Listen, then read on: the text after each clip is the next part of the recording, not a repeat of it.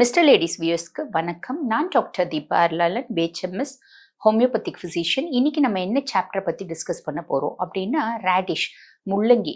இந்த முள்ளங்கியில் என்னென்னலாம் medicinal benefits இருக்குங்க. முள்ளங்கி எல்லாரும் பார்த்தீங்கன்னா பச்சையாக சாப்பிட்டா தான் நல்லது அப்படிங்கிறாங்க. சமைச்சு சாப்பிட்டா அதில் இருக்க சத்தெல்லாம் போயிடும் அப்படின்றாங்க. அதுவும் காலையில் வெறும் வயிற்றில் பச்சையாக குடிச்சாதான் நல்லதுன்றாங்க. இந்த மாதிரி நிறைய கேள்விகள் இருக்கதாங்க செய்யுது. இது எல்லாத்துக்கும் பார்த்தீங்கன்னா பதில் என்ன அப்படின்னு கேட்டிங்கன்னா, ஜென்ரலாக நீங்கள் எல்லாரும் கேட்குறது கரெக்டு தான். ஃபர்ஸ்ட் விஷயம், நம்ம முள்ளங்கியை பற்றி ஒரு இன்ட்ரோ கொடுத்துட்டு அதை எப்படி சாப்பிடணும் அப்படின்னு சொல்கிறேன். ஆக்சுவலி இந்த முள்ளங்கி பாருங்க, அகைன் ஒயிட் கலரில் இருக்குது, அந்த ஒரு பிங்க் கலரில் இருக்குது பார்த்தீங்களா, பிங்க் ரெட்னு சொல்லுவாங்க, அந்த கலரில் இருக்குது. எல்லா முள்ளங்கிக்கும் சேம் மெடிசனல் பெனிஃபிட்ஸ் தாங்க. ஓகேங்களா. இந்த ரேடிஷில் என்னென்ன இருக்குது அப்படின்னு கேட்டிங்கன்னா, calcium, potassium, magnesium, zinc, vitamin C இதெல்லாம் ஜாஸ்தி இருக்குங்க. ஸோ இப்போ இந்த முள்ளங்கி பச்சையாக சாப்பிட்டா நல்லதா, சமைச்சு சாப்பிட்டா நல்லதா? ஜென்ரலாக முள்ளங்கி பாருங்க பச்சையாக சாப்பிட்டா நல்லது. அதனால தான் பாருங்க நிறைய ஃபாரின் கண்ட்ரீஸ்ல, ஏன் இப்போ நாங்களே கூட சாலட் செய்கிறோம் அப்படின்னா பச்சை முள்ளங்கியை துருவி போடுவோம். ஆனால் அதில் ஒரு அட்வான்டேஜும் இருக்குது. என்ன, அதாவது இது அதனோட அட்வான்டேஜ். ஆனால் அதில் ஒரு டிஸ்அட்வான்டேஜஸும் இருக்குது. என்ன டிஸ்அட்வான்டேஜ்னா, அது காரம். பச்சையை நம்மளால சாப்பிட முடியாது இல்லைங்களா. இப்போ கேரட் ப்ளசண்ட்டாக இருக்கும் பச்சையை சாப்பிட்றதுக்கு. அதே மாதிரி பார்த்தீங்கன்னா இந்த தக்காளி, வெங்காயம் எல்லாம் கூட ஓகே, பச்சையை சாப்பிட்றதுக்கு நல்லா இருக்கும். மாதுளம் பழம் இதெல்லாம் போட்டு சாலட் சாப்பிடும்போது, வெள்ளரிக்காயெல்லாம் போட்டு சாப்பிடும்போது நல்லா இருக்கும். ஆனால் அதில் கொஞ்சோண்டு முள்ளங்கி தான் போடணும். நல்லா கொஞ்சம் இவ்வளோ போட்டுட்டிங்கன்னு வச்சுக்கோங்களேன், காரல் எடுக்கும். அது நம்மளுக்கு ஒரு ப்ளசண்ட்டாக இருக்காது, ஒரு இரிட்டேட்டிங்காக இருக்கும். அப்போ நம்ம என்ன பண்ணலாம் அப்படின்னா, அந்த மாதிரி இருக்க பட்சத்தில் நம்ம ஒரு லைட்டாக குக்குடு, ஒரு ஆஃப் பாயில் வச்சு செஞ்சு சாப்பிடலாம். அதுவும் முள்ளங்கியில் தண்ணியில் ஊற்றிலாம் வேக வைக்கக்கூடாதுங்க. இட்லி வேக வைக்கிறோம் பார்த்தீங்களா, அந்த மாதிரி வேக வச்சு நம்ம அந்த சாலட்டில் போட்டுக்கலாம். சரிங்களா. இல்லை லைட்டாக ஒரு முழு பச்சையாக இல்லாமல் ஒரு அரை வேக்காடு வச்சு அந்த சாலட்டில் போட்டுக்கலாம். அப்படி சாப்பிடலாம். ஜென்ரலாக பாருங்க, இந்த முள்ளங்கியில் குளுக்கோசினோலேட் அப்படின்ற ஒரு மூலக்கூறு இருக்குங்க. இது பாருங்க கேன்சருக்கு அகெயின்ஸ்டாக செயல்படுது அப்படின்றத கண்டுபிடிச்சிருக்காங்க. இது பார்த்தீங்கன்னா சிறு உயிர்களில் தான் கண்டுபிடிச்சிருக்காங்க. Human research is going on. Still நிறைய ரிசர்ச்சஸ் தேவைப்படுது. உண்மையாவே இது கேன்சருக்கு ஹெல்ப் பண்ணுதா அப்படின்றது. பட் சிறு உயிர்கள்ல இது ஆன்டி கேன்சரஸ் எஃபெக்ட்ஸை இது காமிச்சிருக்கு. ஓகேங்களா. அது மட்டும் இல்லைங்க, இந்த முள்ளங்கி பாருங்க பல விஷயத்துக்கு ஹெல்ப் பண்ணுது. ஃபார் எக்ஸாம்பிள், இப்போ ரீனல் பெத்தாலஜி இருக்கு, அதாவது கிட்னியில கல் இருக்கு, கிட்னி சம்பந்தப்பட்ட பிரச்சனைகள் இருக்கு அப்படின்னா இது டயூரிட்டிக்கா ஹெல்ப் பண்ணுது. அவங்களுக்கு நாங்க என்ன சொல்லுவோம், கிட்னி சம்பந்தப்பட்ட பிரச்சனைகள் இருக்கவங்களுக்கு என்ன பண்ணுவோம் அப்படின்னு கேட்டீங்கன்னா, இந்த மூக்கரட்டை ஜூஸ் இருக்கு பார்த்தீங்களா, அதாவது மூக்கரட்டை கீரை, அந்த மூக்கரட்டை கீரை ஒரு பொடி எடுத்துக்க சொல்லுவோம். அதை மிக்சியில் போட்டு கூட ஒரு முள்ளங்கி போட்டுட்டு கொஞ்சம் மோர் போட்டு கொஞ்சம் தண்ணி ஊற்றி நல்லா அடித்து அதை புழிஞ்சு அந்த ஜூஸ் குடிக்க சொல்லுவோம்.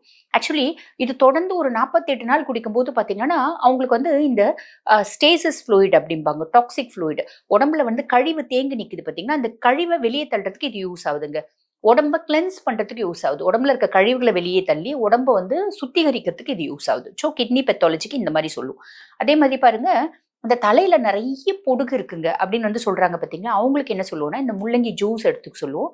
முள்ளங்கி ஜூஸ் எடுத்துட்டு அது கூட தயிர் கலந்துட்டு அதை தலையில நல்லா அப்ளை பண்ணிட்டு 1/2 மணி நேரம் ஊறிட்டு தலை குளிக்க சொல்லுவோம். ஸோ பாருங்க பொடுகு நல்லா குறைஞ்சிடும். இன்னும் அந்த வேர்க்கால்களை முள்ளங்கி ஜூஸ் ஸ்ட்ரென்தன் பண்ணுங்க. ஸ்ட்ரென்தன் பண்றதுனால முடி கொட்டுறது இருந்தா கூட குறைஞ்சு போயிடும். ஸோ இது தலைக்கு. அதே மாதிரி கண்ணு எப்ப பாரு எரியுது அப்படின்னு சொல்லுவாங்க பார்த்தீங்களா, அவங்களுக்கு முள்ளங்கி ஜூஸ், அதாவது ஒன்றும் இல்லைங்க, சும்மா ஒரு பெரிய முள்ளங்கி எடுத்து ஒரு ஜூஸ் எடுத்துக்கணும். அந்த முள்ளங்கி ஜூஸோட 2 நெல்லிக்காய் போட்டு அதை எடுத்து அந்த 2 நெல்லிக்காய் முள்ளங்கி ரெண்டுத்தையும் போட்டு ஜூஸ் பண்ணி அதில் கொஞ்சம் மோர் போட்டு உப்பு போட்டு அந்த ஜூஸை ஒரு 4 நாள் தொடர்ந்து குடிக்க சொல்லுவாங்க. கண் எரிச்சல், இந்த கண்ணில் ஊழத்தள்ளுது பார்த்தீங்களா, கண்ணில் ஊழத்தள்ளுது, கண் எரிச்சல், கண் செவந்து அறுக்குது அப்படிம்பாங்க பார்த்தீங்களா, அது ஜெரோசிஸ் அப்படிம்பாங்க, ஜெரோசிஸ் கன்ஜங்டிவா. அது பார்த்தீங்கன்னா ரொம்ப நாள் ஆகும்போது அதுக்கு கண்ணில் தண்ணி வர்றதுக்குனே, டியர்ஸ் ப்ரொடியூஸ் பண்ணுறதுக்குனே மித்தைல் செல்லுலோஸ் ஐ ட்ராப்ஸ் கொடுப்பாங்க டாக்டர்ஸ். அப்போ அவங்களுக்கு இந்த முள்ளங்கி இந்த மாதிரி எடுக்கும்போது நல்லாவே பெனிஃபிஷியல் எஃபெக்டாக இருக்குங்க. சரிங்களா. அதுக்கப்புறம் லேடிஸ்க்கு நிறைய பேர் பாருங்க முகத்தில் நிறைய கரும்புள்ளிகள் இருக்கும். இந்த கரும்புள்ளிகளுக்கும் முள்ளங்கி பார்த்தீங்கன்னா தி பெஸ்ட் ரெமெடிங்க. எப்படி அப்படின்னு கேட்டிங்கன்னா, முள்ளங்கினோட விதை நாட்டு மருந்து கடையில் கிடைக்கும், அதை வாங்கிக்கலாம். அந்த முள்ளங்கி விதை வாங்கி அதை நைட்டி தண்ணியில் ஊற வச்சிடணும். ஊற வச்சு அது கூட பாருங்க ஒரு 4 பாதாம் பருப்பு போட்டு நல்லா ஊற வச்சுட்டு மறுநாள் காலையில அரைச்சிடணும். அரைச்சிட்டு அதோட கூட பாருங்க புளிச்ச தயிர் கொஞ்சம் போட்டு ஃபேஸ்க்கு அப்ளை பண்ணலாம். இதை தொடர்ந்து ஒரு மாசம் செஞ்சு வர பார்த்தீங்கன்னா இந்த கரும்புள்ளிகள் எல்லாமே மறைஞ்சிடுங்க. ஓகேவா. அதே மாதிரி கருவளையத்துக்கும் பார்த்தீங்கன்னா இதுதான் ஆப்ஷன். கண்ணை சுத்தி கருவளையம் இருக்கு பார்த்தீங்களா, இதை அப்ளை பண்ணிட்டு நைட்டு தூங்கிட்டு மறுநாள் காலைல எடுத்துக்கலாம். மறுநாள் காலைல எழுந்துட்டு வாஷ் பண்ணிக்கலாம். இல்லைங்க கண்ணை சுற்றி கருவளையம் வந்து எங்களுக்கு கஷ்டமா இருக்கு, இந்த பாதாமோட போடும்போது அறுக்குது அப்படின்னா வெறும் முள்ளங்கி ஜூஸ் எடுத்து அதோட கொஞ்சம் பன்னீர் சேர்த்து, பன்னீர்னா ரோஸ் வாட்டர், அது சேர்த்து பஞ்சில் க்ளீனாக அப்ளை பண்ணிட்டு, இல்லை கண்ணில் க்ளீனாக அப்ளை பண்ணிட்டு பஞ்சில் டிப் பண்ணிட்டு கண்ணில் வச்சுட்டு படுத்துக்கலாம். இது வந்து ரொம்ப எஃபெக்டிவா இருக்குங்க. ஓகேங்களா? ஸோ இது பார்த்துக்கலாம். அதே மாதிரி பாருங்க, ரெஸ்பிரேட்டரி இன்ஃபெக்ஷன், சுவாச சம்பந்தப்பட்ட பிரச்சனைகள் இருக்கு பார்த்தீங்களா? இந்த அலர்ஜிக் ரைனைட்டிஸ், அலர்ஜிக் ப்ராங்கைட்டிஸ், ஆஸ்மாட்டிகஸ், இந்த மாதிரி கண்டிஷன்ஸ்லாம் வந்து பார்த்தீங்கன்னா நுரையீரலில் சளி வந்து அப்படியே தேங்கிடும். தேங்கி நின்று அந்த சளி வந்து வெளியே ஏறாது. சிலருக்கு வந்து பாருங்க பயங்கரமாக இரும்புவாங்க. இரும்புனா கூட அந்த எக்ஸ்பெக்ட்ரேஷன்றது இருக்காது. அது ஜவ்வு மாதிரி ஜோன மாதிரி கொஞ்சோண்டு சளி வந்து வெளியே வந்து துப்போம். அந்த மாதிரி வெளியே வந்து துப்புவாங்க. அந்த மாதிரி இருக்க பேஷண்ட்ஸ்க்கு வந்து பார்த்தீங்கன்னா முள்ளங்கி ஜூஸ், முள்ளங்கி நல்ல ஒரு முள்ளங்கி எடுத்துக்கணும். அதை ஜூஸ் பண்ணிட்டு அதோட ஹனி, தேன் கலந்து அதை லைட்டா சூடு பண்ணி அதை கொடுக்கணுங்க. கொடுக்கும்போது அது என்ன பண்ணுது அப்படின்னு கேட்டிங்கன்னா, இது மியூக்கோலைட்டிக்கா ஆக்ட் பண்ணுது. மியூக்கோலைட்டிக்னா என்ன அப்படின்னு கேட்டிங்கன்னா, சளியை கரைச்சி வெளியேற்றுற தன்மை அதுக்கு இருக்கு. ஸோ அது என்ன பண்ணும் அப்படின்னா, அதை டெய்லி குடிச்சு வர தோராயமா ஒரு ஒரு 10 நாள்லேருந்து 12 நாள் குடிச்சு வர நிறைய இந்த கெட்ட சளி எல்லாம் இருக்கு பார்த்தீங்கன்னா, தேங்கி நிற்கிற பழைய சளிகள் எல்லாத்தையும் கரைச்சி அதை வெளியே தள்ளுங்க. அந்த அந்த கெப்பாசிட்டி அதுக்கு இருக்கு. ஓகேங்களா?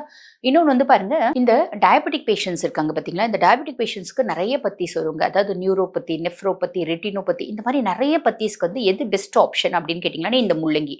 இந்த முள்ளங்கி நாங்கள் என்ன பண்ண சொல்லுவோம் அப்படின்னு கேட்டிங்கன்னா, இந்த ஆவாரம் பூ இருக்கு பார்த்தீங்களா? இந்த ஆவாரம் பூ சும்மா ஒரு இவ்வளோ எடுத்துக்க சொல்லுவோம். அந்த ஆவாரம் பூவும் ஒரு முள்ளங்கியும் சேர்த்து, ஃப்ரெஷ்ஷாக ஆவாரம் பூ கிடைச்சா பெஸ்ட்டுங்க. இல்லைன்னா வந்து காஞ்ச ஆவாரம் பூ நாட்டு மருந்து கடைகளில் கிடைக்கும், அது வாங்கிக்கலாம். இல்லைன்னா பவுட்ரு வாங்கிக்கலாம். ஒரு முள்ளங்கி ஜூஸ் எடுத்து அந்த ஆவாரம் பூ பொடி ஒரு ஒரு ஸ்பூன் போட்டு அதை வந்து லைட்டாக சூடு பண்ணி அதை குடிச்சிட சொல்லுவோம். குடிக்கும்போது என்னன்னா, இந்த நிறைய பத்தீஸ் அது வந்து குறையிறத நாங்கள் கண்கூடா பார்த்துருக்கோம். ஏன் அப்படின்னா, இந்த டயபெட்டிக் லெவல் குறையும். ஸோ அதனால ஏற்படுற அந்த டயபெட்டிக் நியூரோபதி, நெஃப்ரோபதி, இது பெஸ்ட் டயூரிட்டிக் இல்லைங்களா?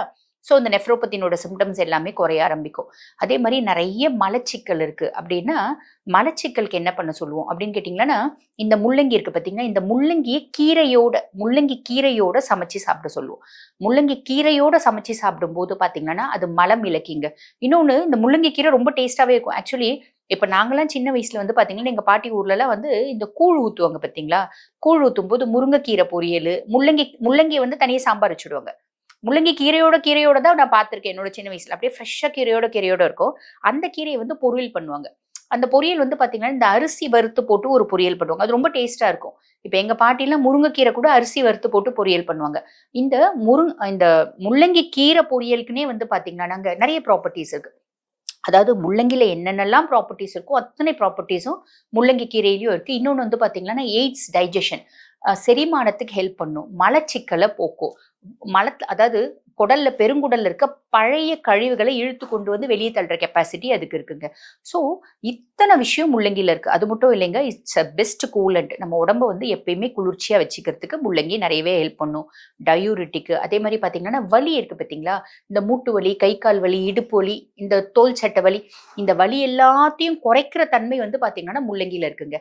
இந்த மாதிரி வலி பேஷண்ட்ஸ்க்குலாம் நான் என்ன சொல்லுவேன் கிளினிக்ல அப்படின்னு கேட்டிங்கன்னா, ஒரு 3 முள்ளங்கி எடுத்துக்க சொல்லுவேன். வேக வச்சு அந்த முள்ளங்கி டெய்லி சாப்பிடுங்க. மதியானம் லைட்டா சால்ட் போட்டு, பெப்பர் போட்டு நீங்க அப்படியே சாப்பிடுங்க அப்படின்னு சொல்லுவேன். எதுக்கு அப்படின்னா, அந்த வலி எல்லாம், அதாவது ஜாயிண்ட்ல இருக்க அந்த டாக்ஸிக் ஃப்ளூயிட்ஸ் எல்லாம் வந்து வெளியே தள்ளுறதுக்கும், ஜாயிண்ட்னோட மொபிலைசேஷனுக்கும் அது ஹெல்ப் பண்ணுதுங்க. வாத நிவாரணியாவும் அது ஹெல்ப் பண்ணுது. ஸோ இந்த முள்ளங்கியை நம்ம எப்படிங்க சாப்பிடலாம்? பச்சையா குடிச்சா ரொம்பவே நல்லது தாங்க. ஆனா அதனோட அந்த டேஸ்ட், அது ஒரு மாதிரி கம்மும் பார்த்தீங்களா? அதனால பச்சையா குடிக்க முடியும் அப்படின்னா பச்சையா குடிக்கலாம். வித் ஹனியோட குடிக்கலாம். பச்சையா குடிக்க முடியல அப்படின்னா வேக வச்சு சாப்பிடலாம்.